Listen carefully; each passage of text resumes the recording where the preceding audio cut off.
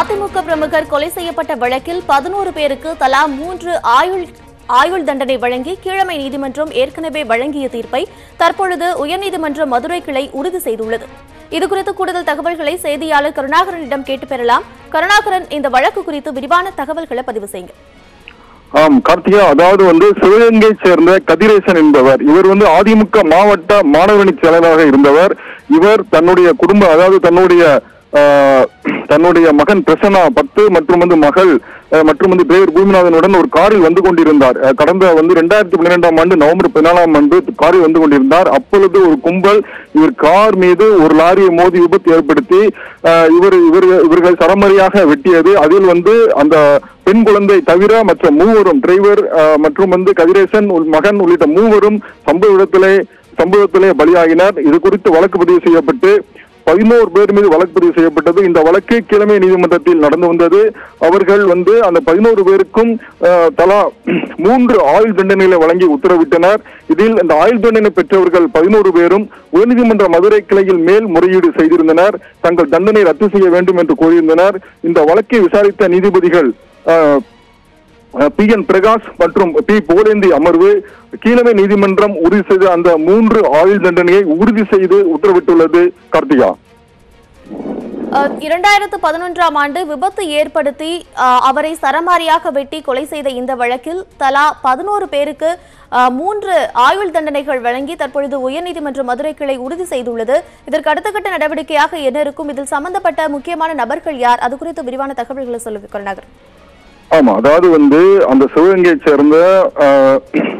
சேர்ந்த மாணவரணி அதிமுக மாவட்ட மாணவரணி செயலராக இருந்தவர் கதிரேசன். இவர் தனது குடும்பத்துடன் ஒரு காரில் மகன் பிரசன்னா, 10 வயது மகன் பிரசன்னா மற்றும் 5 வயது மகள் நிகிலா ஆகியோருடன் ஒரு காரில் வந்து கொண்டிருந்தார். டிரைவர் பூமிநாதன் அந்த காரை ஓட்டி வந்தார்.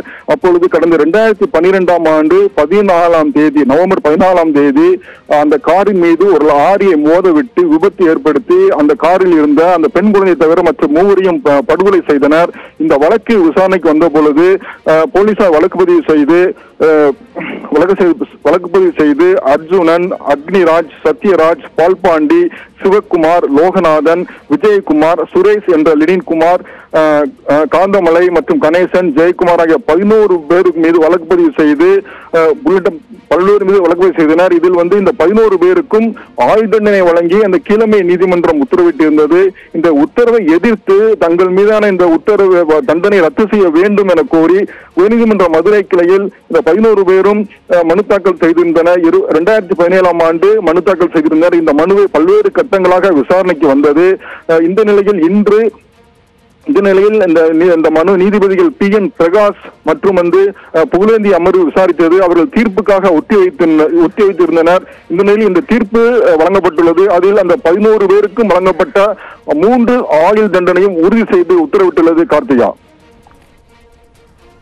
அதிமுக பிரமுகர் கதிரேசன் 2011ஆம் ஆண்டு விபத்து ஒன்று ஏற்படுத்திவிட்டு வெட்டி கொலை செய்யப்பட்டார். இந்த வழக்கில் தற்பொழுது உயர்நீதிமன்ற மதுரை கிளை 11 பேருக்கு தலா 3 ஆயுள் தண்டனைகளை உறுதி செய்து தீர்ப்பு வழங்கியுள்ளது. இது குறித்த கூடுதல் தகவல்களை செய்தியாளர் கருணாகரன் தெரிவித்தார். நன்றி கருணாகரன்.